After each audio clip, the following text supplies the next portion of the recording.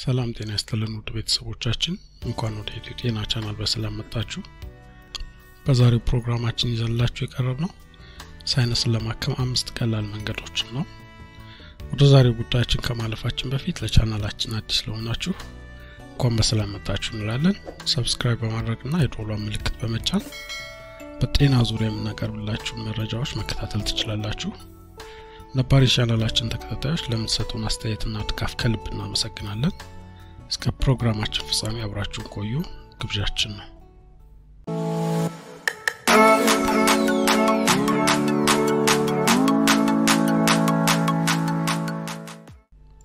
ሳይነስ በሰውነታችን ውስጥ ያሉ አየር የሚሸራሸርባቸው ክፍሎችን የሚያጠቃ የህመም አይነት ነው። ህመሙ 3 ደረጃዎች ያሉት ሲሆን አኪዩት፣ ሰብአኪዩት እና ክሮኒክ ሳይነስ ወይም ሲኖሳይተስ በመባል ይታወቃሉ። የህመሙ መነሻዎች የቫይረስና ባክቴሪያዎች ኢንፌክሽን ሲሆን አልፎ አልፎ የሰዎች አፈጣጠር ወይም አናቶሚ ለህመሙ መከሰት ሰበብ ይሆናል።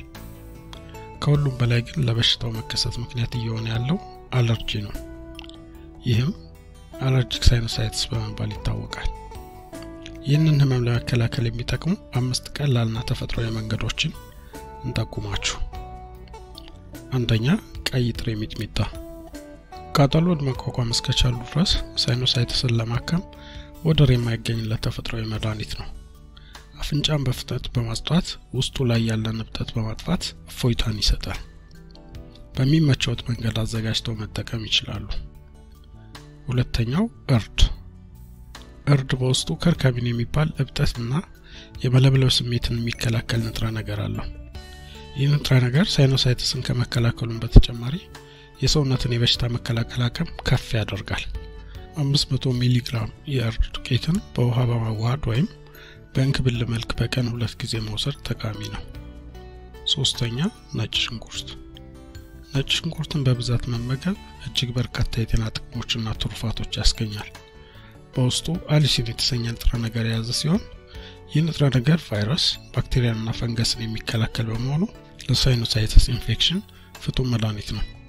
በቀን ውስጥ ከ2 እስከ 3 ራስ ፍሬሽ ነጭ ሽንኩርትን በማንኛውም አይነት መመገብ ከፍተኛ ውጤት ያስገኛል። አራተኛ ቀረፋ።